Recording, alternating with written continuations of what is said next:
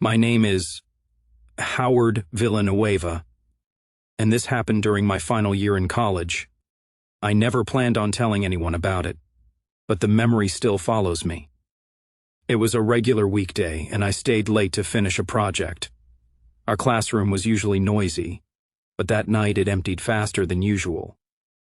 By 8 in the evening, only a few students remained. One by one, they packed up and left. I stayed behind because I wanted peace and quiet. I thought being alone would help me focus. The room looked the same as always. The chairs were aligned, the lights were bright, and the air felt normal. At first, nothing felt strange. I was typing, listening to the hum of the electric fan. Around 8:30, I noticed the hallway outside had gone quiet. No footsteps, no voices, no distant laughter. I didn't think much of it. Night classes usually ended early. A few minutes later, I realized the room felt colder. Not freezing, just slightly uncomfortable. I checked the air conditioner, but it wasn't on. The windows were closed too. I shrugged it off and kept working. That's when the feeling started. It wasn't fear at first. It was more like awareness. The room suddenly felt occupied. Not crowded, just not empty anymore. I looked around instinctively. There was no one else inside. The lights flickered once. It was quick, but noticeable. I laughed quietly, trying to calm myself. Old buildings do things like that. When I sat back down, the silence felt heavier. Even the fan sounded distant. I checked my phone for the time. It was already 9. I decided to finish quickly and leave. Staying late suddenly didn't feel worth it. As I typed, I felt like I was being watched, not from behind, but from everywhere. I stood up and scanned the room again. Nothing had changed. The chairs were still empty. The board still had notes from earlier classes. I told myself it was just fatigue. Long days mess with your head. I noticed something small. The clock on the wall had stopped. I stared at it for a few seconds. The second hand wasn't moving. I checked my phone again. Time was still running normally. When I looked back at the clock, it started ticking again. That's when my chest tightened. I suddenly didn't want to be there anymore. The room felt wrong in a way I couldn't explain. I packed my bag slowly. Every movement felt loud. As I zipped my bag, I heard a chair scrape slightly. It came from the back row. I froze. My hands stopped moving. I waited, listening. Nothing followed. I told myself it was the building settling. That excuse was getting old. I walked toward the door. Each step felt heavier than the last. Halfway across the room, the lights dimmed slightly. Not off, just weaker. The room felt smaller, like the walls had moved closer. I stopped walking. My heart was pounding. I turned around slowly. Every chair was still empty, but the air felt thick. It was hard to breathe normally. I felt pressure near my ears, like being underwater. The silence pressed against me. I whispered hello without thinking. My voice sounded unfamiliar. Something shifted. Not visually, but emotionally. The room felt offended. That's the only word that fits. I backed toward the door. My eyes never left the center of the room. The fan stopped spinning. The silence became absolute. I reached for the door handle. It felt colder than it should have. Before I could open it, I heard breathing. It wasn't loud, but it was close. I couldn't tell where it came from. It sounded like it was coming from the room itself. I squeezed my eyes shut. I told myself to open the door. When I opened my eyes, the room looked normal again. The fan was spinning and the lights were steady. The breathing stopped. The pressure vanished. I didn't wait. I opened the door and stepped into the hallway. The hallway lights were on, but it was completely empty. The silence followed me. I walked quickly toward the stairs. I didn't take the elevator. Every step echoed too loudly. I didn't look back. When I reached the ground floor, I felt relief. The air felt lighter. Every step echoed too loudly. I didn't look back. When I reached the ground floor, I felt relief. The air felt lighter.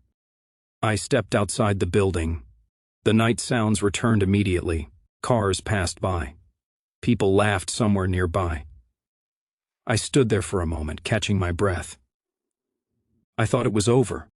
The next day, I returned to the same classroom during daylight. Everything looked normal. I asked classmates if anyone stayed late the night before. No one did.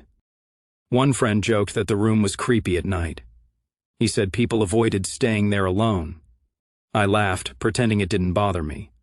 But my stomach dropped. Weeks passed. I avoided that classroom whenever possible. One night I had no choice but to enter it again. This time I wasn't alone. The room felt fine while people were there. The feeling never returned, but every time the room emptied, I left immediately. I never stayed to test it. Even now, years later, I remember that night clearly. Not because something appeared, but because something noticed me. Some places don't like being empty, and some rooms remember when you feel them watching back. After graduation, I thought distance would erase the memory. I told myself that chapter of my life was closed. I started working in an office across town. The building was newer and brighter. At first, nothing strange happened. Days passed normally. I avoided staying late out of habit. I didn't want to test my luck. One night, a deadline forced me to work overtime. I told myself it was different from school. The office floor slowly emptied. Desks went dark one by one. By 9 in the evening, I was alone. The silence returned in a familiar way. I tried to ignore it. I focused on my screen. The room felt normal at first. Then it didn't. The air felt still. Too still. I leaned back in my chair. The lights hadn't changed, but something had. The room felt aware again. The same awareness from years ago. I swallowed hard. My hands felt cold.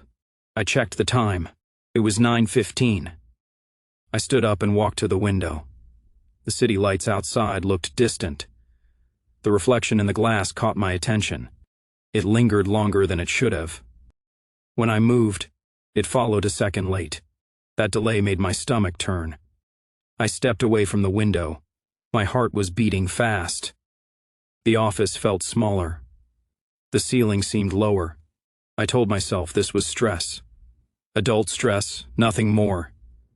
Then I heard a sound. It was soft but deliberate. It sounded like a chair adjusting its weight. But no one else was there. I didn't turn around immediately. I didn't want to confirm it. The silence stretched. My ears rang. I finally looked behind me. Every desk was empty, but the feeling didn't leave. It pressed harder. I picked up my bag. I didn't care about finishing my work. As I walked toward the exit, the lights dimmed slightly. Not enough to notice instantly. The hallway outside the office was dark. The sensor lights didn't turn on. I stopped at the doorway. My chest tightened. The room behind me felt heavier, like it didn't want me to leave. I whispered that I was done. I didn't know who I was speaking to. The air shifted.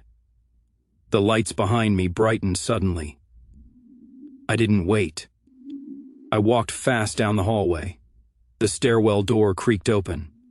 The sound echoed too long. As I went down the stairs, I felt watched again. The same invisible pressure followed me. I didn't hear footsteps this time. That somehow felt worse. When I reached the ground floor, the feeling stopped abruptly, like crossing a line. I stepped outside. The night felt normal again. I stood there breathing heavily. My hands were shaking.